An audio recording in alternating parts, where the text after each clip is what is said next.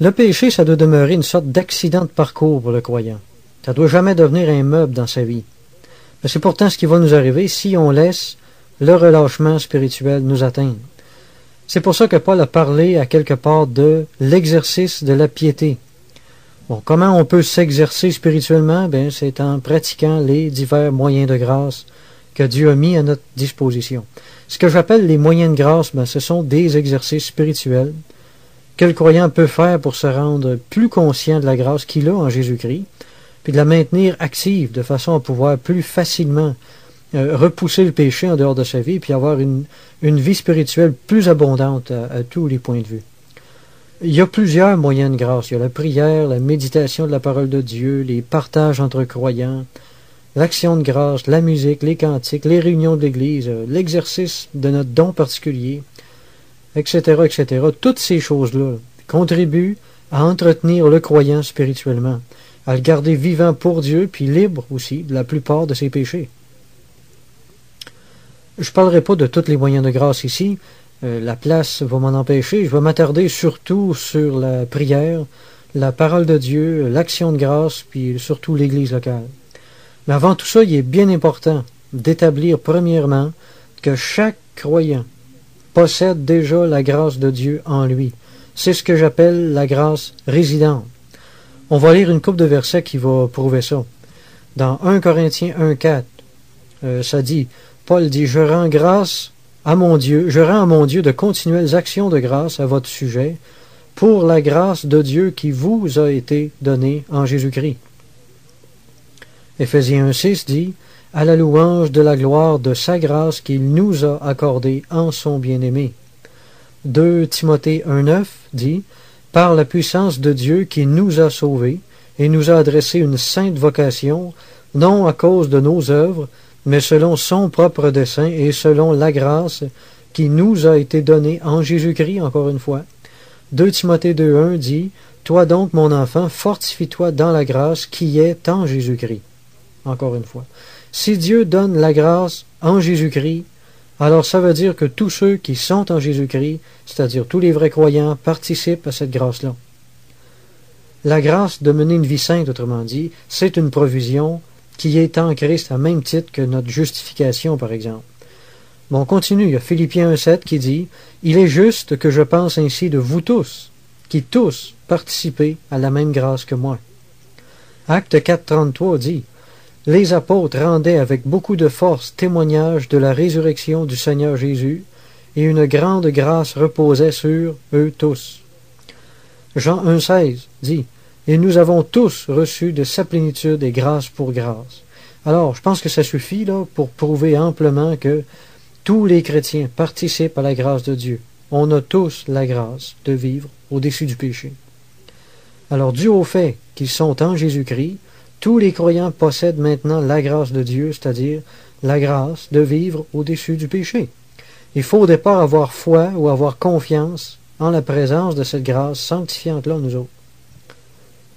C'est pour ça qu'il est écrit « Celui qui se confie en l'Éternel est environné de sa grâce », nous dit Psaume 32,10. Appuyons-nous sur cette vérité-là fermement. C'est bien important. Aux États-Unis, il y a plusieurs années, on a trouvé un pauvre clochard là, qui était mort à cause d'une trop mauvaise alimentation.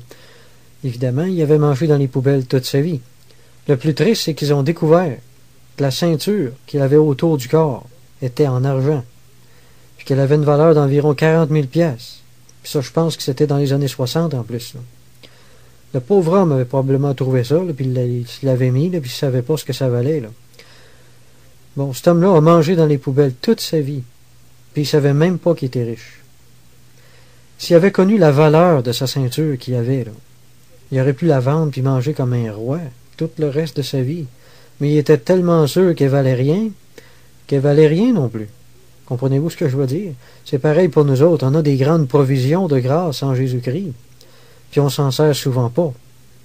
Puis si on s'en sert pas, c'est comme si on n'en avait pas, vous savez. Le résultat est le même.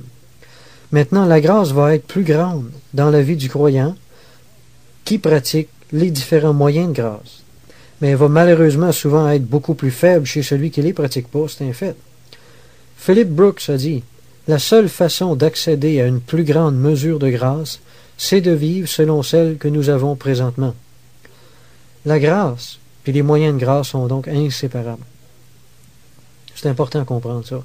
On a tous, à notre manière, vécu une expérience plus ou moins stimulante à notre conversion. Mais beaucoup d'entre nous autres, on a vite découvert aussi qu'on ne pouvait pas fonctionner sur cette ère d'aller-là toute notre vie. Hein? Dans le Seigneur, il n'y a personne qui peut fonctionner sur ses réserves de départ bien longtemps. Certains croyants s'attiédissent après 1 an, 5 ans, 10 ans de vie chrétienne. Pour d'autres, juste une couple de mois, ça suffit. Mais que ce soit tôt ou que ce soit tard, il va arriver un jour que la stimulation de notre expérience initiale va se dissiper. Faut pas rêver. Alors c'est dans notre intérêt qu'on apprenne le plus tôt possible à marcher proche du Seigneur, en obéissant à l'esprit de prière qui est en chacun de nous autres, puis à pratiquer les autres moyens de grâce, sinon on va éprouver une perte très rapide au niveau de la grâce qu'on a reçue. Si la grâce nous paraît absente dans notre vie, c'est toujours parce qu'elle est sous-alimentée, puis qu'on a laissé le relâchement ou le péché entrer dans notre vie à la place. La vérité, c'est que même si on reçoit une grande mesure de grâce à notre conversion, si on ne l'entretient pas, elle va s'éteindre de la même façon qu'un feu de bois qu'on a négligé d'alimenter. Si on n'apprend pas à nous nourrir spirituellement, on va mourir de faim. Puis il n'y a pas grand-chose que Dieu va pouvoir faire à part nous envoyer des gens pour nous exhorter à nous secouer un peu, puis de sortir de notre négligence. Alors soyons pas paresseux ou négligents, mais profitons des moyens que Dieu nous a donnés pour nous maintenir dans sa volonté. Puis dans la sainteté. La négligence, c'est la mort du chrétien. Mais la diligence et le zèle spirituel mènent à une vie spirituelle toujours plus abondante. Il y a une chose que j'aimerais préciser. Avoir la grâce, ça ne veut pas dire qu'on n'est pas tenté. Mais ça veut dire qu'on a la force suffisante pour surmonter la tentation. La grâce enlève jamais au croyant sa capacité de pécher s'il le veut. À part la négligence, il y a aussi le péché qui peut nous priver de la grâce de Dieu. En Ésaïe 59, verset 2, Dieu avait dit à Israël, « Ce sont vos crimes qui mettent une séparation entre vous et votre Dieu. Ce sont vos péchés qui vous cachent sa face. » Bon, quand on pêche, on a toujours le sentiment du retrait de la grâce de Dieu, plus ou moins. C'est une expérience angoissante pour le croyant, l'éloignement de Dieu, je parle, par laquelle Dieu nous discipline, puis nous enseigne à ne pas attrister l'Esprit Saint. Quand on attriste l'Esprit Saint, ça chasse le sentiment de la faveur de Dieu pendant un bout de temps dans notre vie. Quand on pêche, on est triste. Tous les chrétiens normaux le sont, en tout cas. Dieu nous fait ressentir par son Esprit ce que l'Esprit ressent lui-même.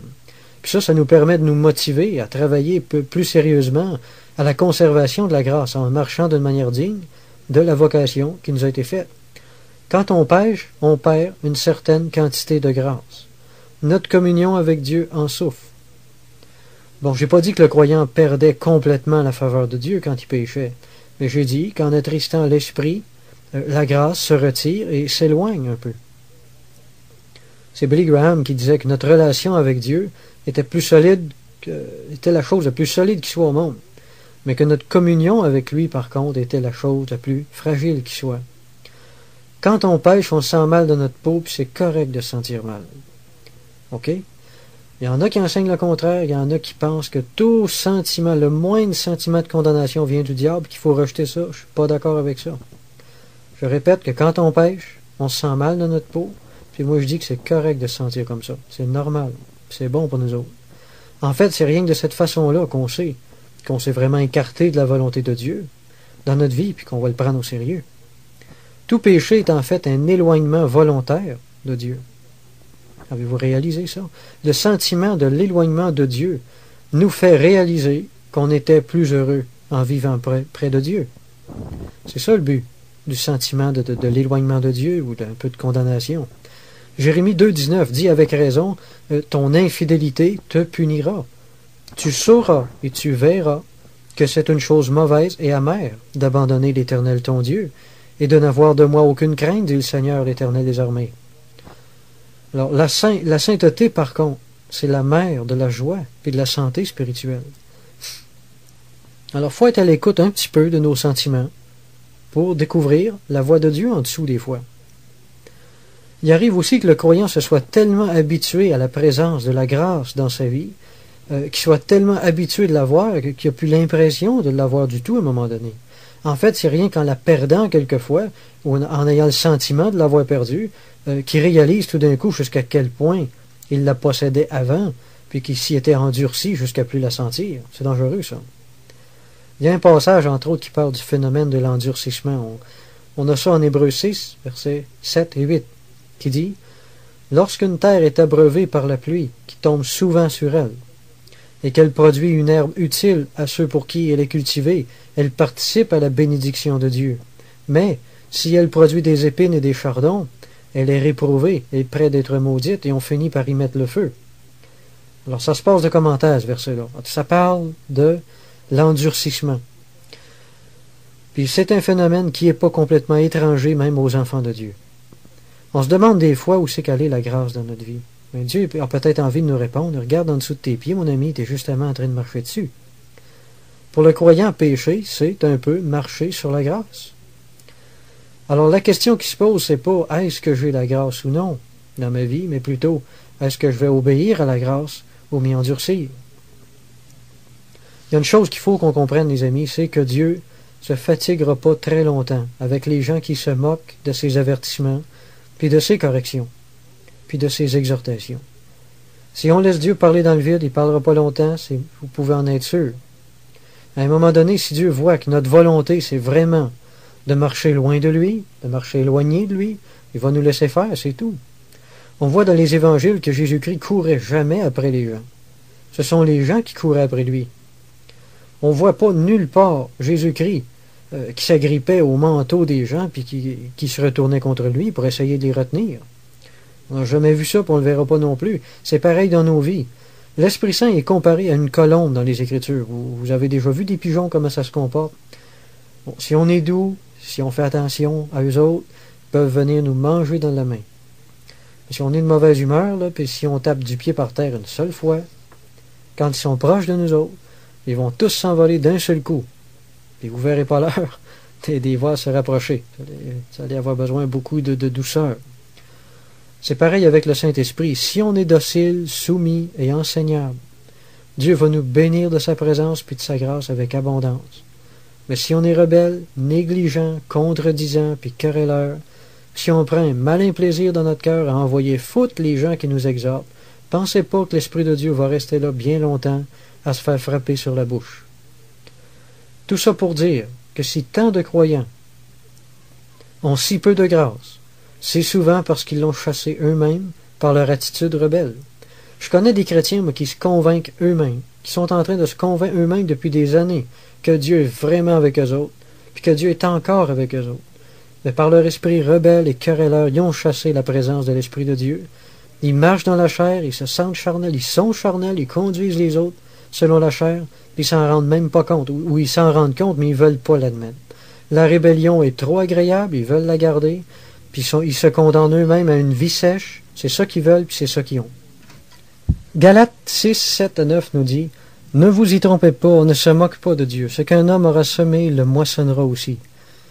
Celui qui sème pour sa chair moissonnera de la chair la corruption, mais celui qui sème pour l'esprit moissonnera de l'esprit la vie éternelle.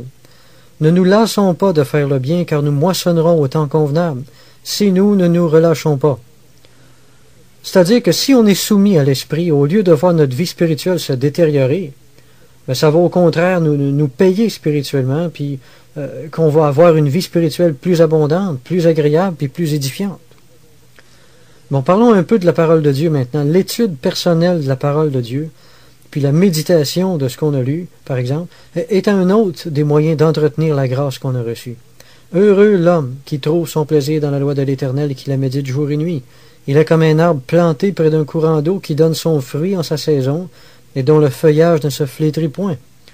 Mais écoutez bien ça. Mieux vaut étudier un seul verset lentement que de lire 5 chapitres rapidement. Généralement, Dieu ne demande pas aux croyants de lire beaucoup, mais de lire mieux.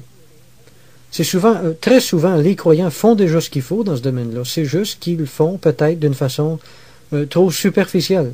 C'est pour ça qu'ils n'en tirent pas autant qu'ils devraient de la parole de Dieu.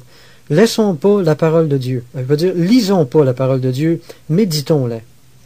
Quand on s'en va à la campagne en auto, là, pour se promener le dimanche, on ne va pas à 100 000 à l'heure. Hein? On prend notre temps pour voir quelque chose. Ce qui est encore mieux que de passer lentement, c'est de camper. Là, on ne manque rien. Spirituellement, c'est la même chose avec la Bible.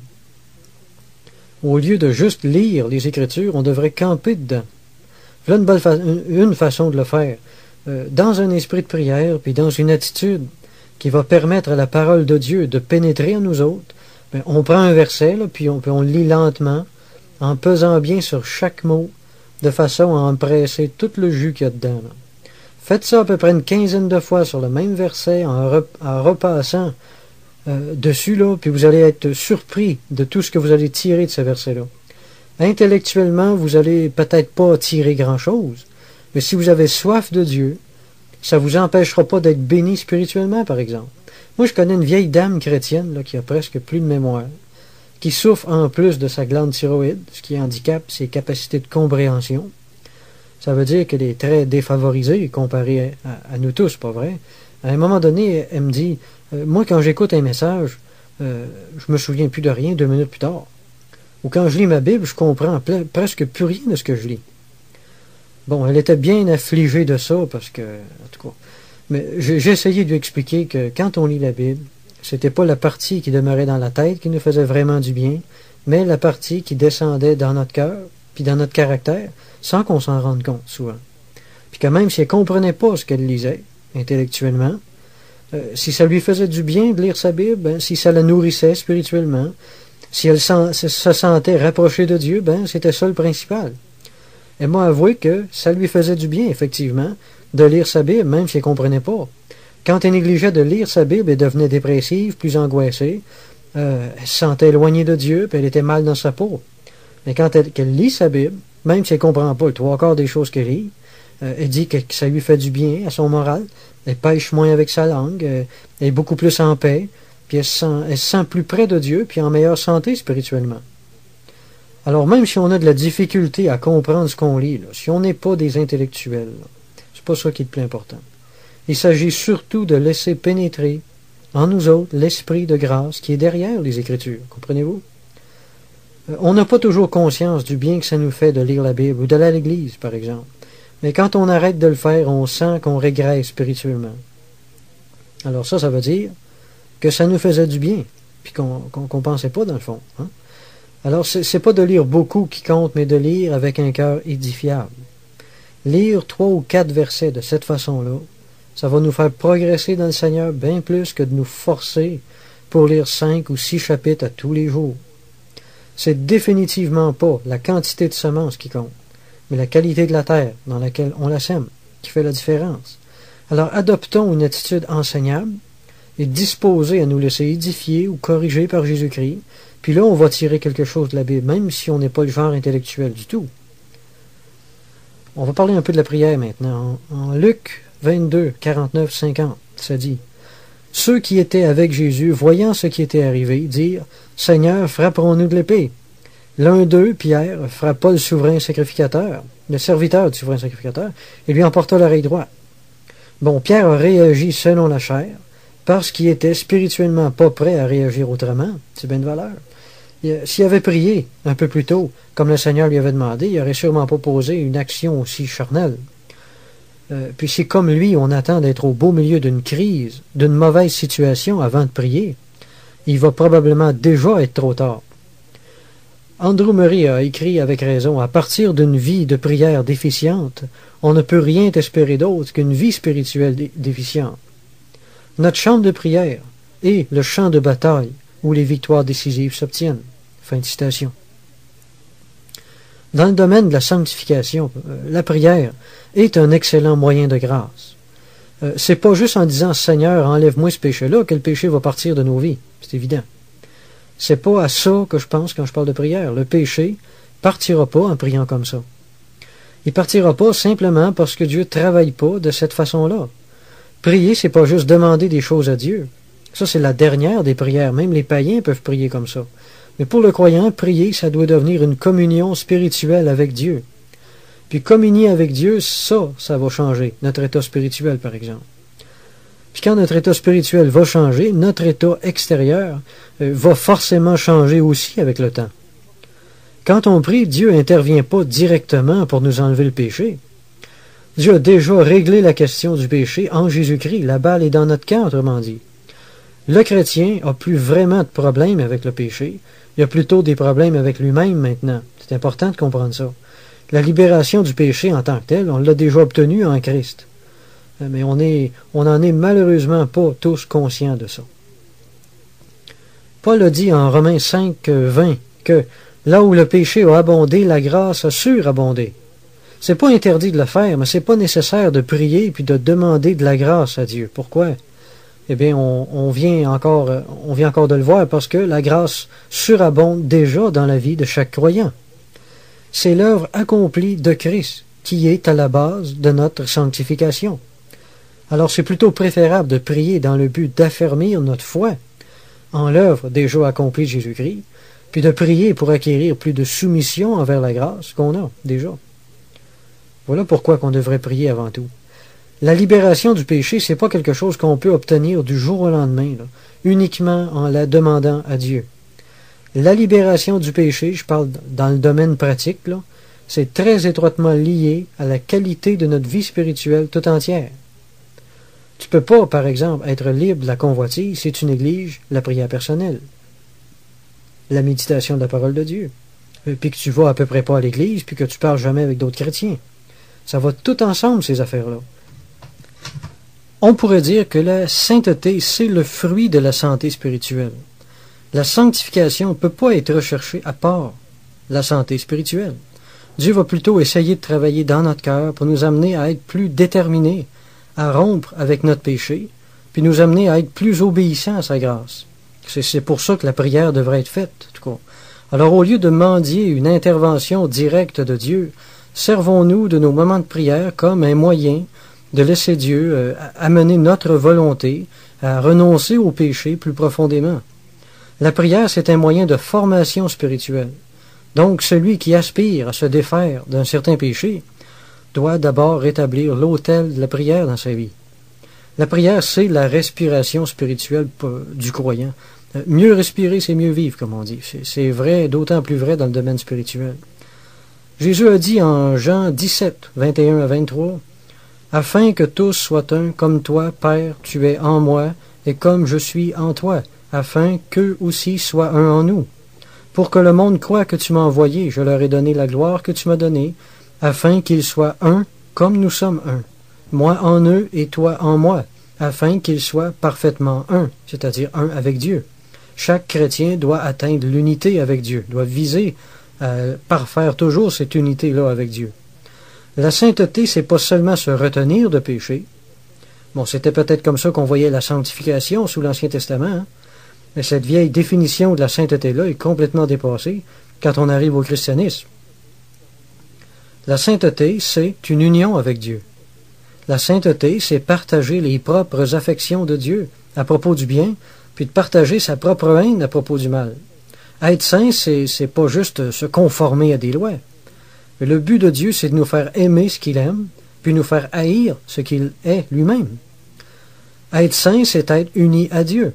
Notre sainteté est souvent égale à notre intimité avec Dieu. Je répète ça. Notre sainteté est souvent égale à notre intimité avec Dieu. Être près de Dieu, c'est être près de la sainteté. La qualité de notre vie spirituelle est donc égale à la qualité de notre union avec Dieu. C'est ce que ce verset-là nous enseigne. Alors, travailler à parfaire notre union avec Dieu par le moyen de la prière va nous amener naturellement à devenir plus saints, intérieurement d'abord, puis extérieurement plus tard. En psaume 119-112, David a dit « J'incline mon cœur à pratiquer tes statuts ». Dieu ne nous demande pas de nous forcer pour mettre sa parole en pratique, mais plutôt d'incliner notre cœur vers elle. Puis il n'y a rien que dans la prière qu'on peut cultiver ça.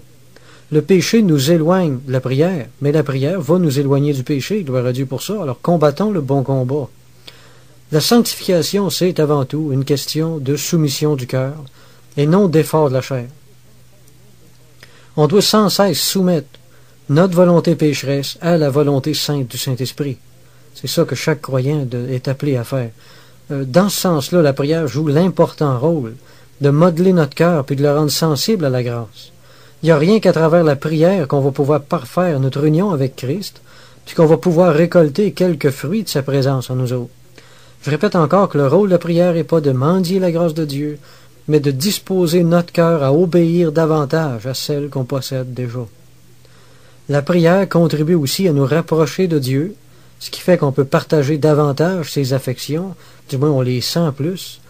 La prière contribue à former en nous autres une attitude générale de soumission à l'Esprit Saint, ce qui a pour effet d'augmenter notre sensibilité à la grâce, donc aussi de faciliter notre obéissance. La prière favorise le renoncement au péché, puis encore plus si on pratique le jeûne avec ça. Le jeûne humilie la chair, ça affaiblit la chair, donc ça affaiblit aussi la tentation.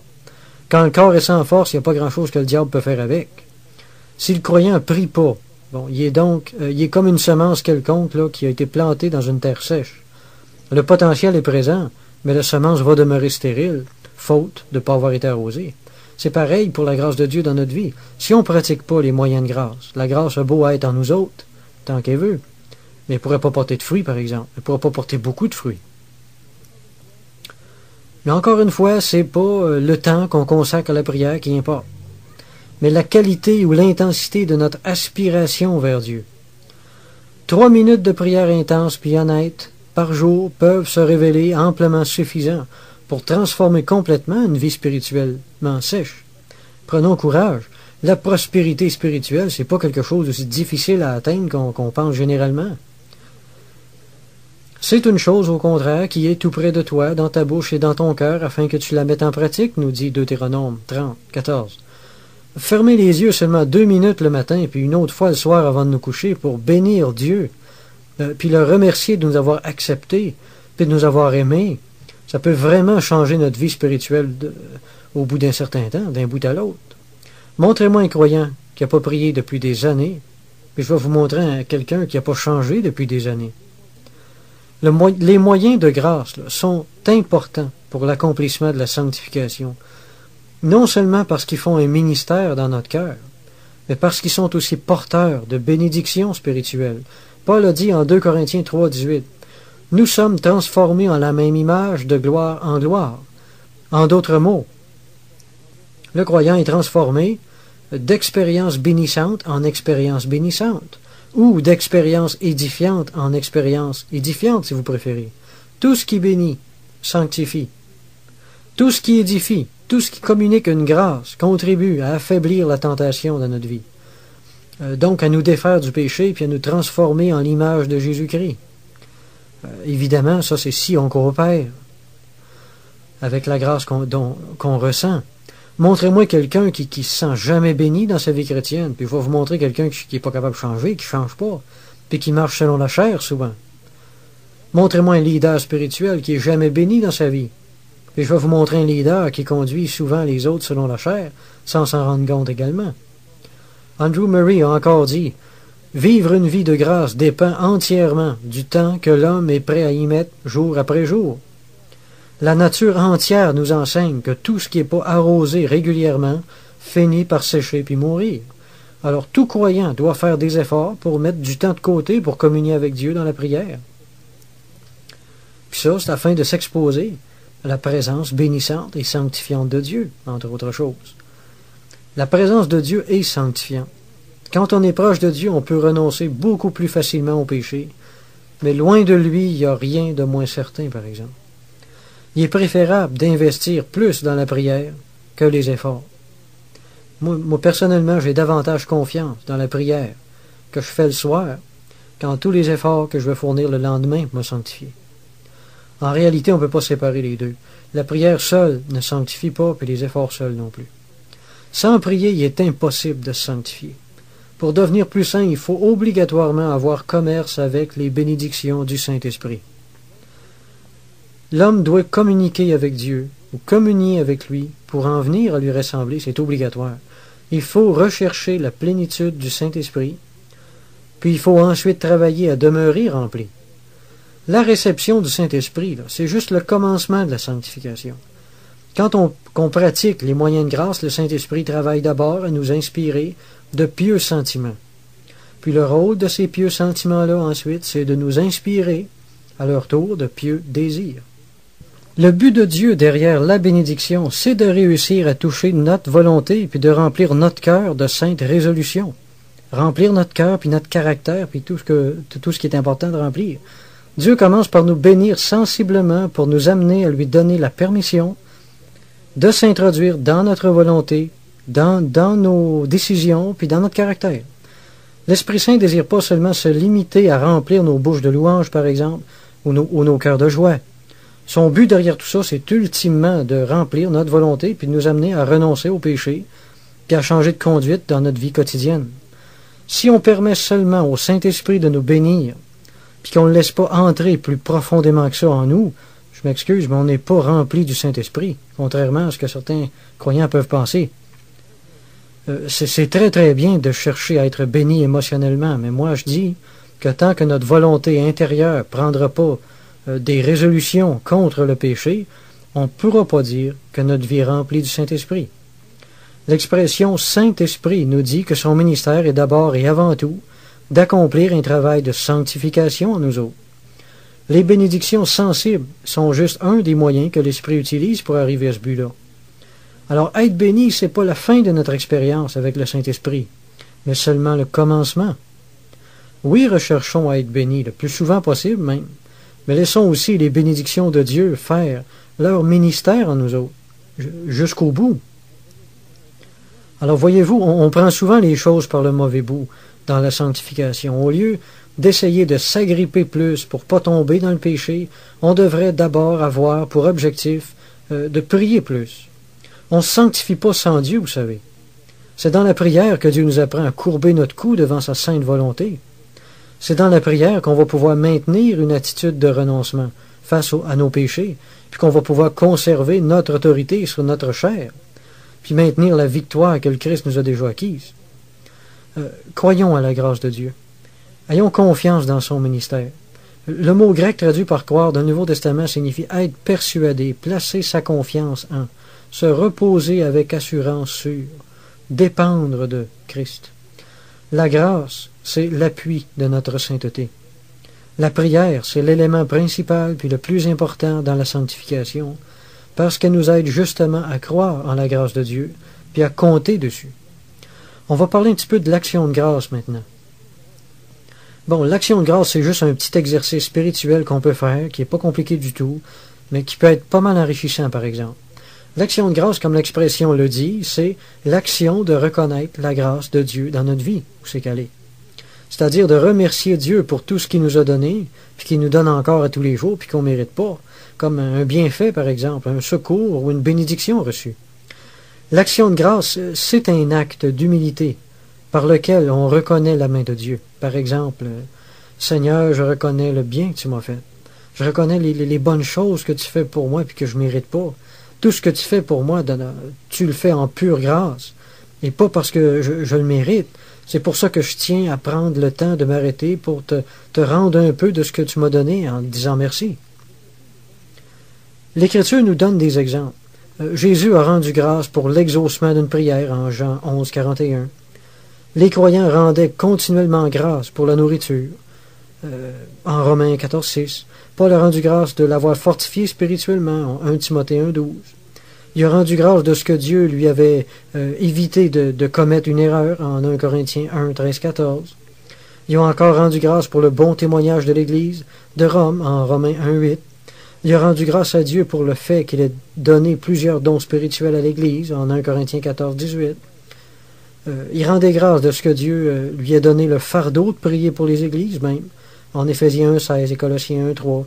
Paul a aussi rendu grâce pour l'œuvre de conviction qu'il avait fait dans le cœur des croyants de Thessalonique à propos des vérités de la parole de Dieu, en 1 Thessaloniciens 2, 13.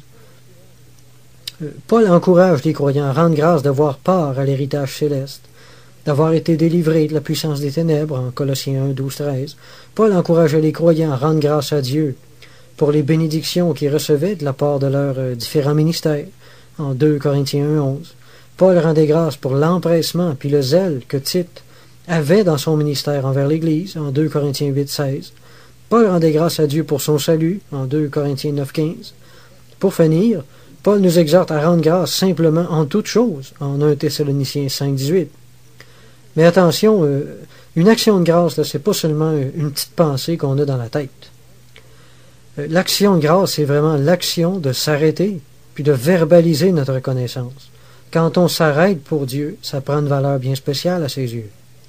La sorte d'action de grâce qu'on fait en même temps qu'on est en train de faire autre chose est souvent faite un peu pour se débarrasser, si vous voulez mon avis. Notons aussi qu'il n'y a pas seulement avec notre bouche qu'on peut rendre grâce à Dieu. L'auteur de l'Épître aux Hébreux nous lance un défi pas mal intéressant. En Hébreux 12, 28, il nous dit « Montrons notre reconnaissance en rendant à Dieu un culte, qu'il y soit agréable. » Rendre un culte à Dieu, ça veut dire servir Dieu, en action et en vérité. C'est d'ailleurs dans ce sens-là que plusieurs traductions l'ont rendu aussi. Ce qui veut dire qu'on remercie Dieu en nous efforçant, par exemple, de mener une vie d'une manière qui soit plus digne de lui. Parlons de l'Église locale maintenant. Notre Seigneur envoyait ses disciples 2 à 2, probablement, pour se donner une plus grande force morale devant l'opposition puis les difficultés. L'union fait la force, dit le proverbe. Dallas Willard a écrit « Laissez d'autres personnes dont nous avons confiance connaître nos manquements et nos plus profondes faiblesses nourrira en nous de l'humilité devant nos frères et sœurs. En laissant ainsi quelques amis en Christ connaître qui nous sommes vraiment, ne retenant rien d'important et permettant idéalement une complète transparence, nous pourrons nous décharger du fardeau qu'est la simulation et la comédie, qui normalement exigent une grande quantité d'énergie. On dit que la confession est bonne pour l'âme et mauvaise pour la réputation, car une mauvaise réputation rend la vie plus difficile dans nos relations avec ceux qui nous côtoient et nous connaissent, mais une relation étroite et la confession tend à chasser le mal. Rien n'encourage autant la bonne conduite que de vivre dans la vérité. Seule la confession peut rendre une bonne communion fraternelle possible. Et l'absence de celle-ci explique bien la superficialité de notre communion dans nos églises. Bon, fin de citation. Dans la plupart des messages que j'ai entendus, moi, les prédicateurs traitaient généralement la question de la victoire sur le péché au niveau de la responsabilité personnelle. Bon, je suis bien d'accord avec ça, c'est sûrement l'aspect le plus important, mais aujourd'hui, je réalise de plus en plus l'importance aussi du rôle qu'est appelé à jouer également l'Église locale dans notre sanctification personnelle. En Romains chapitre 6, Paul nous enseigne que le secret de la sanctification se trouve en notre union avec la mort et la résurrection de Christ. Mais ce serait une grave erreur de penser que ce passage-là a une portée uniquement individuelle. Cette vérité théologique-là a une grande valeur, mais sans certaines dimensions pratiques, là, notre théologie va peut-être manquer de puissance à un moment donné. Puis on va se demander pourquoi. Être en Christ suggère certainement un aspect personnel, mais ça inclut également toute la question de l'appartenance au corps de Christ qui est son Église. Puis où le croyant va jouir d'une aide concrète puis d'une influence bénéfique dans sa sanctification. De façon pratique, là, être en Christ, ça signifie aussi être dans l'Église, parce que l'Église, c'est le corps de Christ, comprenez-vous, ma façon de penser. Donc, de façon pratique, notre union avec Christ implique ou inclut aussi notre union avec l'Église locale. L'Église locale est un très important moyen de grâce. Beaucoup de gens aujourd'hui sont touchés par le Seigneur. Bon, ils ont été touchés. Ils ont même commencé à lire la Bible, mais ils ont trop peur de se joindre à une église. Comment il y en a de personnes comme ça? Alors, comme ils sont tout seuls, en peu de temps, ils retombent très vite là où ils étaient. Généralement, c'est pas long. Une semaine, c'est suffisant, généralement. Bon, s'ils s'étaient joints tout de suite à une église évangélique, ils auraient pu recevoir plus de lumière puis achever leur conversion.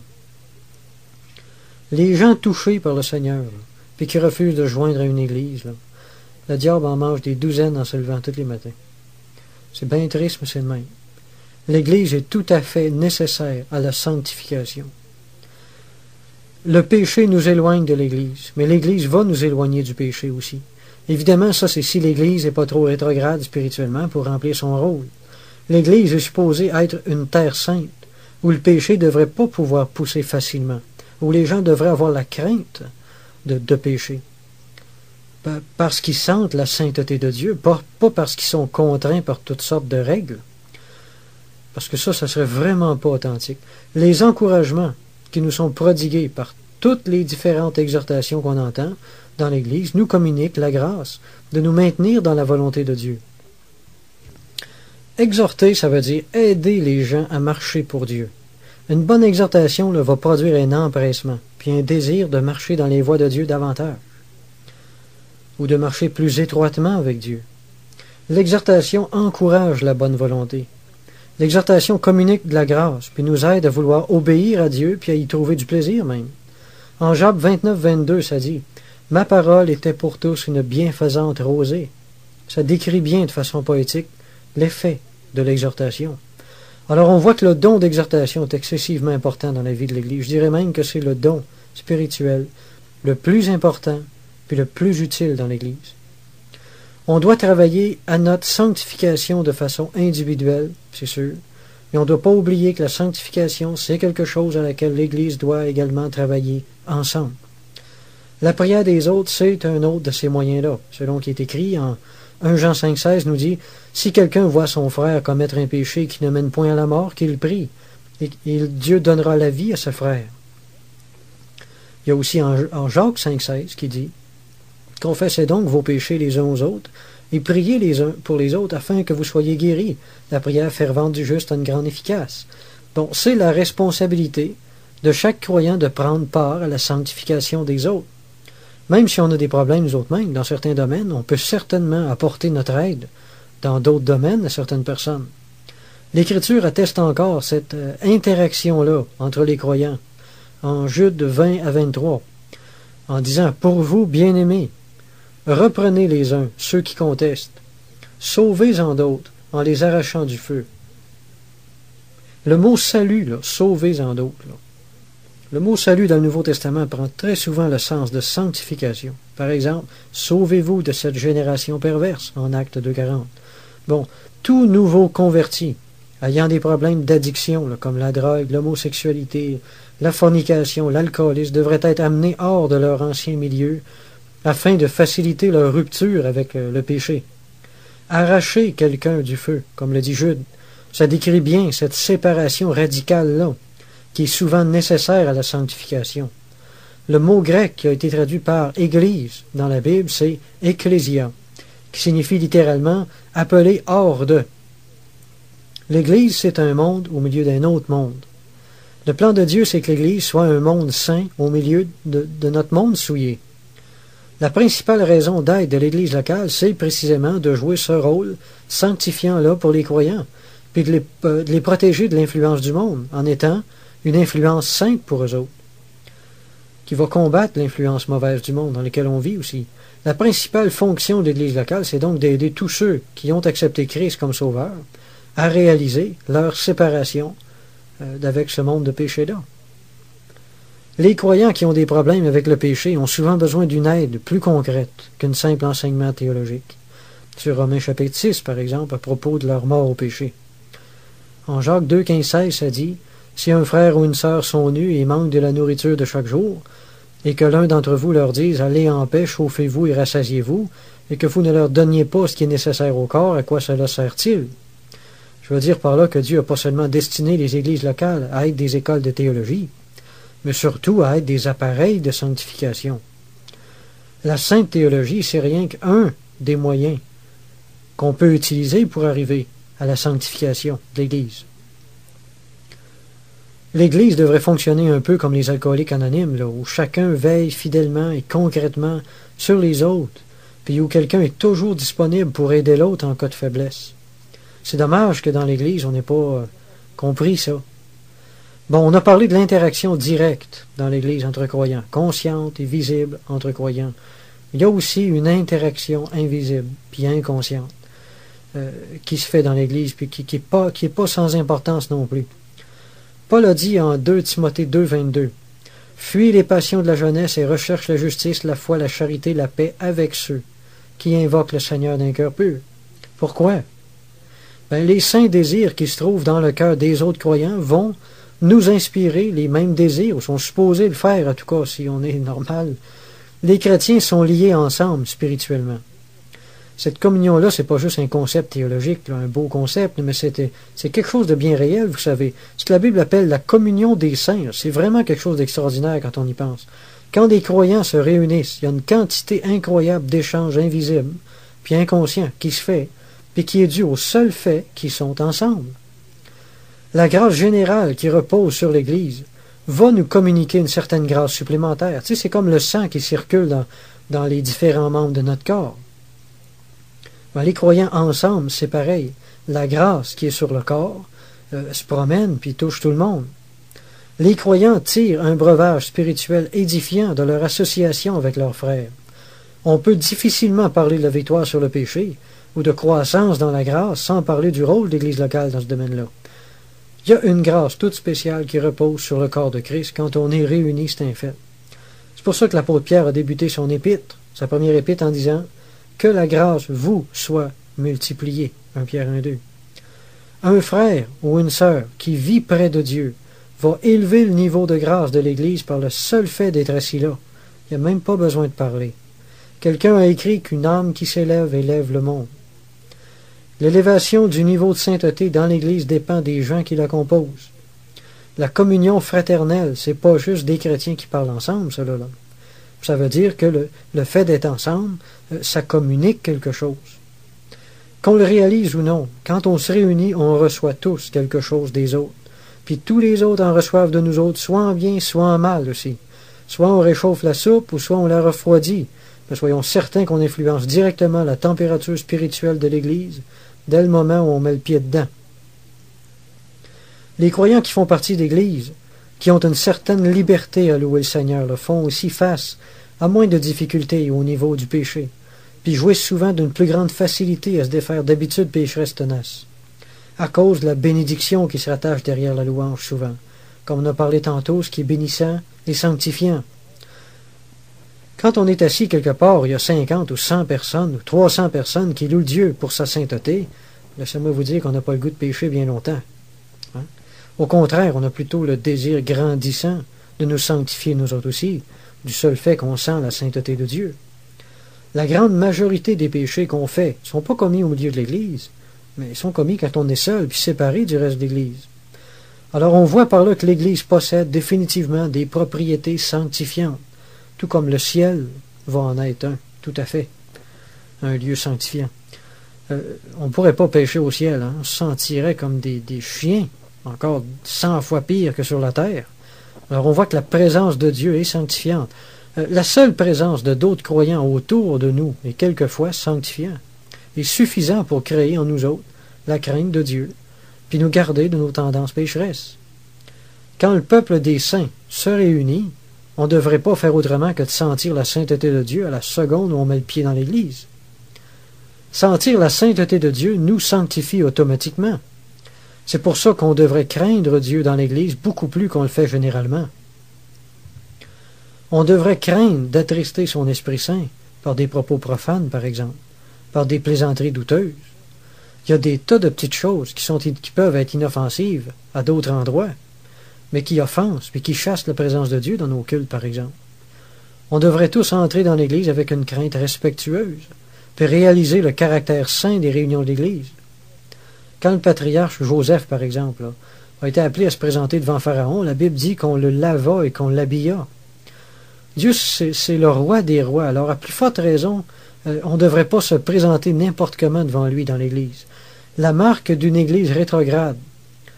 Je reprends un peu ce que j'ai dit. Je ne veux pas dire qu'on devrait tous s'habiller comme des cartes de mode, c'est pas ça que je veux dire, mais je veux dire qu'on devrait se préparer puis s'habiller spirituellement, puis revêtir Jésus-Christ, autrement dit, en entrant dans l'Église. Bon, la marque d'une Église rétrograde, remarquez bien ça, on tolère des plaisanteries déplacées, puis même des bouffonneries durant les réunions de prière. Il y en a aussi qui chantent des cantiques comme s'ils chantaient des chansons du temps des fêtes. Bon, toutes ces choses-là sont loin d'être normales. Watchman Nee a dit « Celui qui prononce le nom du Seigneur avec légèreté prouve son éloignement du Seigneur. » J'ai rien qu'amen à dire à ça. Il y a souvent chez certains adolescents aussi beaucoup de manque de respect pour les choses de Dieu. Il y en a qui plaisantent sur les autres puis qui rient entre eux autres durant les chants. Souvent, il s'agit de jeunes qui ont été élevés dans l'Église. Ils n'ont jamais connu le monde, mais ils n'ont jamais vraiment connu le Seigneur non plus. Puis leurs parents ont négligé de leur enseigner peut-être la crainte de Dieu, puis le sérieux des choses spirituelles. J'ai déjà été dans une église où il y avait une jeune fille, par exemple. Elle était assise là, puis elle mâchait de la gomme, puis elle regardait au plafond pendant que les autres essayaient de prier autour d'elle. Elle avait les 2 pieds sur la chaise d'en avant d'elle, puis elle faisait du bruit avec les pattes de la chaise par terre. Puis elle avait l'air de se moquer complètement qu'elle pouvait déranger tout le monde, là. Bon, pour reprendre l'expression de Paul, je sentais mon esprit s'irriter au-dedans de moi en voyant ça. Je pense que c'est pas une irritation charnelle que j'avais là. Ces gens-là doivent être repris sévèrement. Des fois, parce que notre Église est petite, là, on dirait qu'on est prêt à la remplir avec n'importe qui tellement qu'on est pressé de la remplir. Souvenons-nous, les amis, que fonder une Église, c'est pas juste remplir un local, ça. C'est pas ça la mission que Dieu nous a donnée. Fonder une Église, c'est édifier un lieu saint qui va attirer la présence de Dieu, qui va sanctifier les gens qui sont là, puis qui va être un témoignage pour le monde. Comprenez-vous? 3 croyants qui aiment Dieu constituent une meilleure Église que 50 personnes qui ne savent pas à moitié pourquoi ils sont là, ou qui sont là pour les mauvaises raisons. Comment est-ce qu'il y en a de jeunes qui allent à l'Église juste pour se pogner un chum? Comment est-ce qu'il y en a de jeunes filles qui allent à l'Église juste, de jeunes hommes qui allent à l'Église juste pour se pogner une fille? Oui, on peut faire les bonnes choses pour les mauvaises raisons. Tu rentres dans une église comme ça, là, où il n'y a pas de crainte de Dieu beaucoup, là, où on laisse aller à peu près n'importe quoi, là, puis n'importe qui, là, puis tu sens rien spirituellement. Comme si Dieu était même pas là des fois, puis je pense que c'est exactement le cas. On doit donner des avertissements sévères à l'égard de ces choses-là. Il ne faut pas tolérer ça. Faisons des corrections à ces gens-là, puis même des réprimandes sévères s'il le faut. Les jeunes, puis les moins jeunes, doivent apprendre à craindre Dieu dans l'Église. Au moins autant que les anciens devaient craindre Dieu dans l'Ancien Testament, dans le Saint-Temple. Dieu ne tolérait pas n'importe quoi dans le temple, dans le sanctuaire. Tu pouvais même mourir, cette entrée-là, indignement. Je pense que Dieu essaie de nous passer un message, là. L'Église, c'est aujourd'hui le temple de Dieu. On devrait au moins avoir la même crainte, puis le même respect que les gens avaient dans l'Ancien Testament, que les sacrificateurs avaient en faisant leur service dans le temple, puis dans le sanctuaire. En Romains 15,15, Paul nous dit « À certains égards, je vous ai écrit avec une sorte de hardiesse, comme pour réveiller vos souvenirs. » En d'autres mots, Paul a dit « J'ai été sévère à certains endroits pour vous rappeler ce que vous saviez fort bien déjà, mais que vous négligiez de mettre en pratique. » Donc, une bonne sévérité a pour effet de réveiller notre saine intelligence. Ça peut être vraiment positif pour tout le monde dans l'Église. En conclusion, bien, si vous pratiquez les moyens de grâce, là, moi je ne peux pas vous promettre à la place de Dieu que vous allez être libre de toute tentation, là, parce que c'est impossible ça. Mais en persévérant à pratiquer la prière puis les autres moyens de grâce, la tentation va perdre beaucoup de force, par exemple. Quelqu'un a dit que passer du temps avec Jésus nous amène à lui ressembler. C'est ça les moyens de grâce. Alors quand on est bien entouré, bien enseigné, soutenu par la prière des autres, puis qu'on goûte la grâce de Dieu par le biais de réunions bénissantes, ben, on met toutes les chances de notre côté pour accomplir cette séparation du monde-là à laquelle le Seigneur nous a appelés. Puis prenons courage en parlant du péché, là, parce que Dieu compte nos efforts plus que nos victoires.